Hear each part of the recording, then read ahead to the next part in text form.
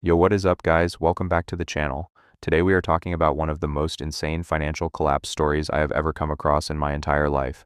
And I am not being dramatic when I say that. This is genuinely one of those stories that makes you stop and question everything you think you know about money, success, and what it actually means to be rich. Floyd Mayweather Jr. earned over $1.2 billion in his career. 1.2 billion with a B. That is not a typo. That is not me rounding up to make a point. Forbes confirmed it. Multiple outlets confirmed it. The man was literally the first boxer in the entire history of the sport to cross that threshold. He called himself money. He put it on his trunks, on his cars, on his Instagram, on his whole entire personality. His brand was being rich. His identity was being rich. For 2 decades, everything about Floyd Mayweather was built around one message. I have more money than you could ever imagine. And right now in 2026, the man cannot pay his rent. Let that sink in for a second. Not metaphorically, literally, he is being sued by his landlord for unpaid rent on a luxury condo in New York City. He has a $7.3 million IRS lien sitting against him for unpaid federal taxes from 2018 and 2023. A private jet company is suing him for $105,000 over a flight to Turks and Caicos he allegedly never paid for. A Miami jeweler is going after him for $1.4 million. His Beverly Hills mansion, sold. His Miami mansion, sold. His private jet that he used to post about constantly, be sold.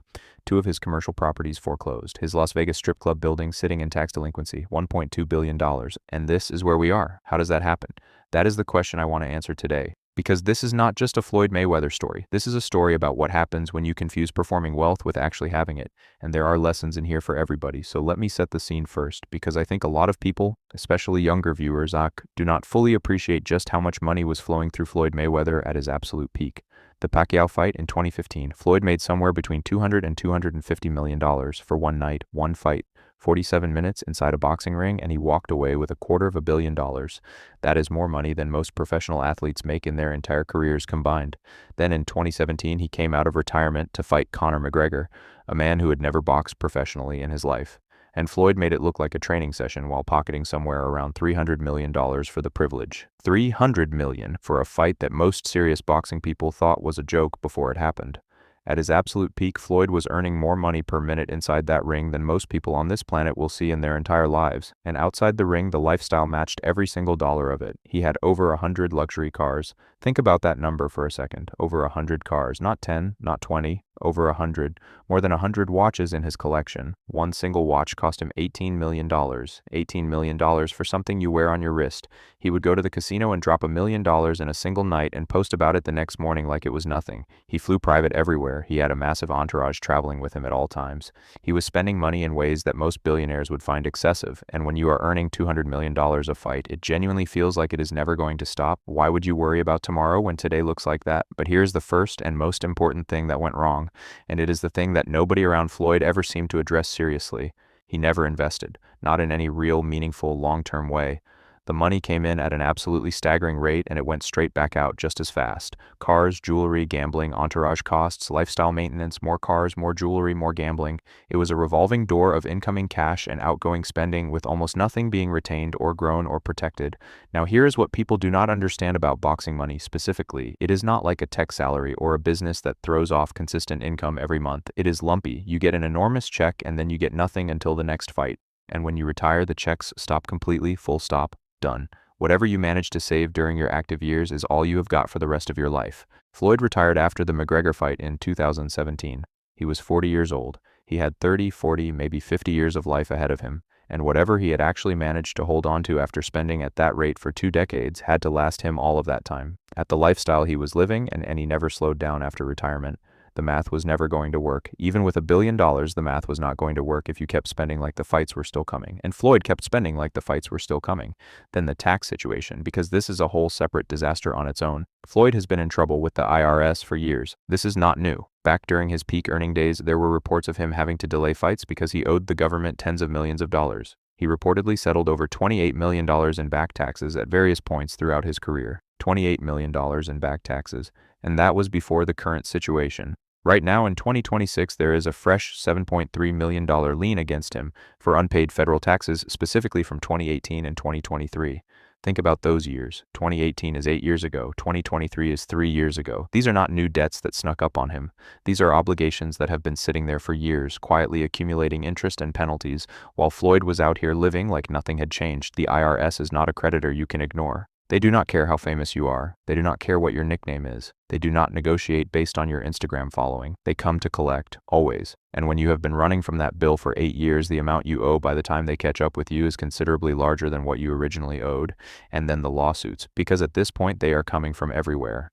Logan Paul went on a podcast and dropped a bomb. He said Floyd still owes him $1.5 million from their 2021 exhibition fight, and the details of how that apparently happened are wild. According to Paul, Floyd pre-sold the fight using his likeness to a company in Dubai for $10 million cash before they even had a finalized deal in place. Then they ended up doing the fight with a completely different company, and Floyd allegedly just pocketed the Dubai money and never paid Logan his cut. Think about what that says. That is not desperation. That is not a guy who suddenly ran out of money and panicked. That is a pattern of behavior, a way of operating where the short-term cash grab matters more than the long-term relationship or reputation. And that pattern shows up again and again when you start looking at Floyd's financial story. His commercial properties got foreclosed. His Las Vegas strip club building has tax delinquency. He took out millions in new mortgages in 2025. Which is usually what you do when you need cash and you're trying to leverage whatever assets you have left. Creditors were chasing him over unpaid jet fuel, a disputed $1.2 million Maybach, a $330,000 unpaid rent bill on a New York City luxury condo for a lease he signed in December 2024 and stopped paying by July 2025. 7 months. He signed a luxury lease and stopped paying 7 months later. And through all of this, Floyd is on Instagram, sitting on a private jet, stacks of cash around him. Caption reads, "I just be minding my business." That image right there is the entire story of Floyd Mayweather in one Instagram post. Because this is the core of everything. Floyd did not just spend too much money. Plenty of athletes do that and recover. Floyd built an identity so completely around the performance of wealth that even as the reality collapsed around him, he could not stop performing. The image had to be maintained regardless of what was actually happening behind the scenes. Because the image was not just his brand, it was him. Take away money Mayweather and what is left? That is the question Floyd has never been able to face. And so instead of facing it, he kept spending, kept posting, kept performing, and kept fighting. Literally, because Floyd at nearly 50 years old is back in the ring. Exhibition against a kickboxer in Athens, Greece. A rematch with Pacquiao at the Sphere in Las Vegas on Netflix. Talks of a fight with Mike Tyson. Fight after fight after fight on his 2026 calendar. Nobody comes back at 50 for the love of the sport. Nobody schedules 3 fights in 1 year at that age because they miss competing. They do it because they need the money. And even the Pacquiao rematch is now tangled in legal problems because Pacquiao's team says Floyd took advance money and a loan against his fight purse and is now trying to reclassify the bout as an exhibition to reduce his obligations.